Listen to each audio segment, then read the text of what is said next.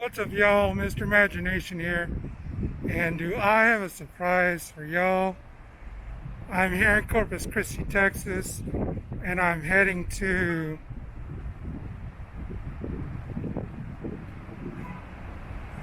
Texas Toyz. They have a special guest today, and that guest is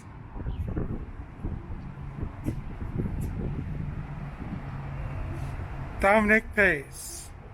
So we're gonna get in here and check it out.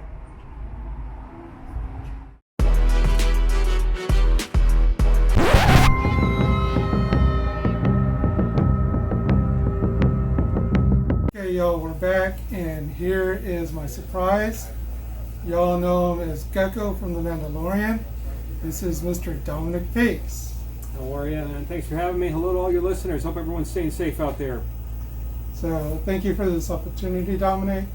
I guess if you don't mind just telling the people a little bit about yourself first, then we'll get into some questions. Sure, absolutely. I've been a long-time character actor. I've been in the business out in Hollywood for probably 20 plus years.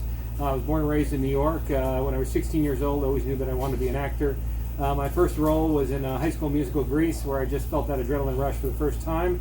And ever since 2002, it's been a steady diet of co-stars and guest stars ever since the present situation, up until the present situation there. I've been a lifelong Star Wars fan. In September of 2018, it was an absolute dream come true to be able to portray a one-of-a-kind bounty hunter, a member of the Bounty Hunters Guild, nicknamed Gecko, which is now an official name, Gecko.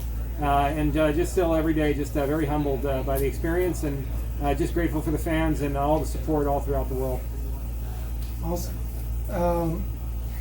I guess one of the first questions I'm going to ask is, what was your experience shooting the 2 chapters that you're in on The Mandalorian? It was mixed emotions, because I think any Star Wars fan would be able to relate that you have a tremendous amount of excitement, but also at the same time, once you get to that point, you're also nervous in terms of whether you're going to make the cut or not. When you're second team, these side characters have become legendary in Star Wars lore and canon. Whether it's Squidman, or whether it's Reese or Yakface or Amon.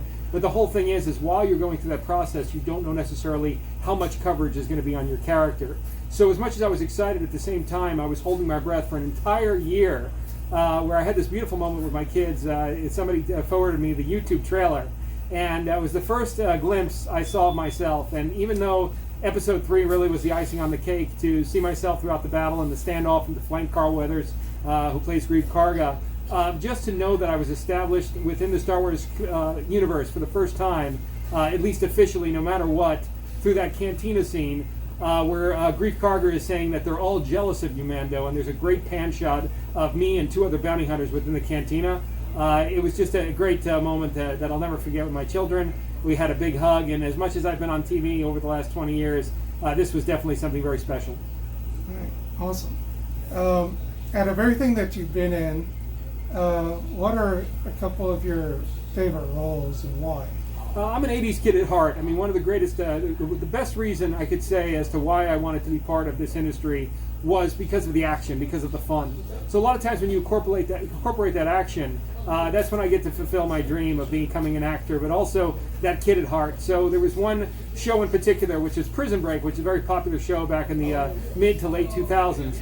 And I got to be in the 4th season of that, where I had to do a huge car chase. I got to use a gun, and also I had squibs as well, where I was attached with blood packets. So that was a tremendous amount of fun.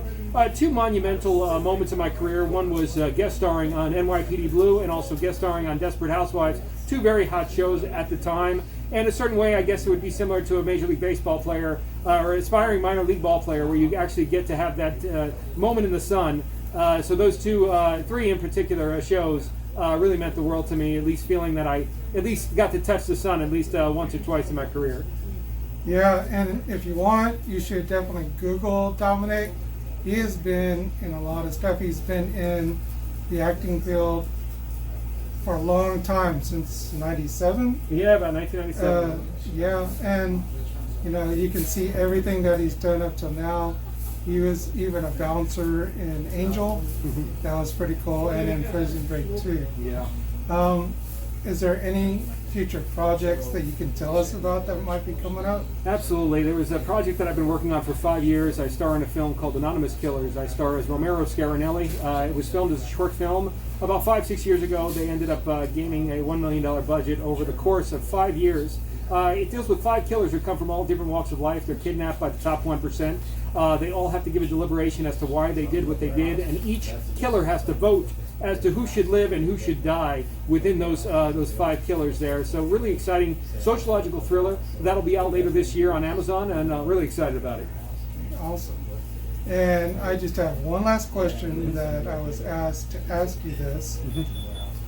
Who shot first? Han or Greedo? Oh man, well I don't know. I mean, it's one of those. They have those new memes or those new pictures online where is the color green or is the color blue? So ultimately, I think it's just Han because obviously he got the victory there. One more question, but there is his answer for that. So take it one way or the other.